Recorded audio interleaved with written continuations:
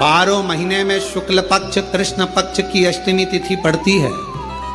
यदि किसी भी अष्टमी तिथि को अगर किसी ने नियम बनाया 5 अष्टमी का, 8 अष्टमी का, 7 अष्टमी का, एक कनेर का पुष्प शिवजी के शिवलिंग को समर्पित करना, अशोक सुंदरी के स्पर्श करना, और जो जलाधारी होती है, जैसे ये शिवलिंग है, ये जलाधारी है, तो पहले शिवलिंग पर स्पर्श, फिर अशोक सुंदरी का स्पर्श, फिर जलाधारी पर कनेर का पुष्प शिव जी की ओर मुख कर कर, अर्थात जैसे मानो ये कनेर का पुष्प है, तो ऐसा शिवलिंग का स्पर्श करते हुए जलाधारी पर जो समर्पित करता है, भगवान शंकर उसके मन की कामना को पूर्ण जरूर करते हैं। एक कनेर का पुष्प। आपके घर में छोटा सा शिवलिंग विराजमान, निवेदन है जहां पर भी शिवलिंग आपके घर में विराजमान है, अगर छोटी सी कटोरी में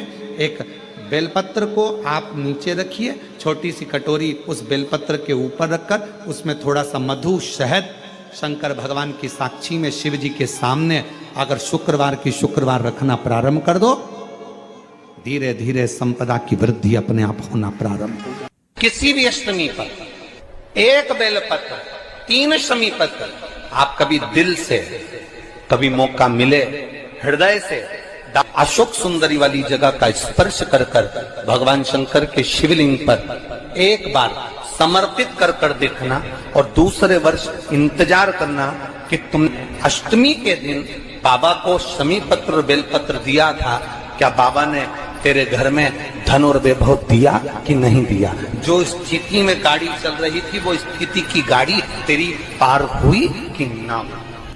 आपके जीवन में ऐसा लगने लगे कि हाँ बहुत कष्ट है, कर्जा भी बढ़ गया, तकलीफें भी बढ़ गई, बहुत दुख भी बढ़ रहा है, कहीं परिवार सही नहीं चल रहा है, तो प्रयास करते रहा करो। हफ्ते में एक बार एक चावल का दाना जल के पात्र में डाल लिया, एक काली मिर्च जल के पात्र में डाल ली, और उस जल को ले गए, थोड़ा सा चंदन का छींटा डाल दिया, ले जाकर शिव जी को समर्पित कर दिया।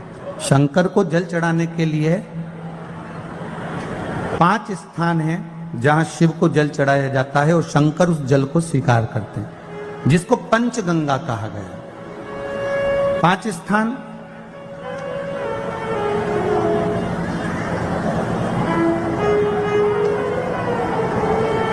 अच्छे से समझ लीजिएगा, जब भी शिव मंदिर में जाएं तो ये 5 स्थान शिव को जल चढ़ाने के लिए ये रखा है। शिवलिंग, शंकर भगवान उसकी पूजा को स्वीकार।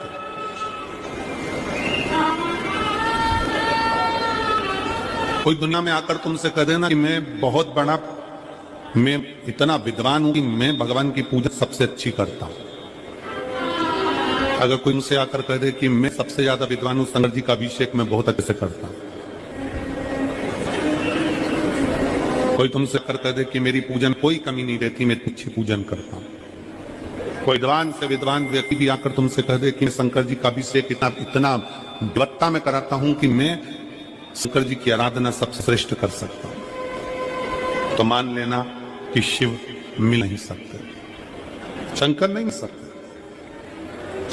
शिव जी की पूजन वही स्वीकार है जिस पूजन में थोड़ी सी कमी रह जाए। पूजा की थाली लगाकर पशुपति व्रत करने के लिए तुम मंदिर में गए, पूजा की थाली लगाकर तुम शंकर जी के मंदिर में पूजन करने के लिए गए, 16 सोमवार की पूजन कर रहे थे, संकट सोमवार की पूजन कर रहे थे, सोमवार का पूजन कर रहे थे, प्रदोष का पूजन कर रहे थे, सोमवार की अष्टमी पूजन कर रहे थे, शिवरात्रि का पूजन कर रहे थे, सावन महीने का पूजन कर रहे थे। पूजन की थाली में सारा सामान जमा लिया तो भी मंदिर में जाकर कोई सामान याद आए तो समझ लेना कि तुम्हारी पूजन भगवान शंकर ने स्वीकार कर लिया। और मुझे विश्वास है मेरी जीजों पर, मुझे विश्वास है मेरी बेटियों पर, मुझे विश्वास है मेरे बेटाओं पर और जीजाओं पर। मेरी जीजियों ने, मेरे जीजाओं ने, मेरी बेटियों ने तभी मंदिर में पूजन करी होगी। बोलो करी कि नहीं करी इसी मंदिर में जाकर पूजन? जम के बोलो जरा, करिए ना। तो आपकी पूजन की थाली में, आप पूजन की थाली में कुछ ना कुछ कमी तो रही होगी ना। कभी माचिस रह गई, कभी दिया रह गया, कभी अगरबत्ती रह गई, कभी कंकु लाए थे कंकु रह गया, कभी चंदन रह गया, कभी कोई जनेऊ रह गया, कभी सुपारी रह गई, कभी कोई प्रसाद रह गया। फिर याद आया मैं तो ये घर छोड़कर आ गया, मेरे घर पे रह गया, अब क्या करूं।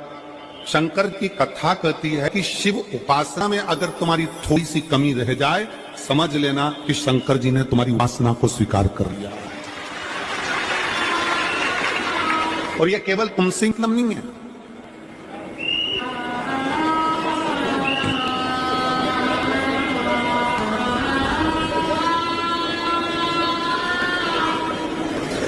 केवल आपसे मतलब नहीं है कि आप ही आपकी पूजन ही उपासना में कमी रह जाए। ये शंकर भगवान का वर है, ये शिव जी का वर है।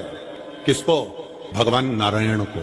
जिस समय पर नारायण ने संकल्प लिया कि सावन के महीने में 108 कमल के पुष्प रोज समर्पित करूंगा। सुनिए कथा समय 108 कमल के पुष्प भगवान नारायण ने संकल्प लिया कि मैं भगवान को रोज दूंगा। रोज 108 कमल पुष्प मंगवाते देते। सावन का आखिरी दिन था, सावन का आखिरी दिन,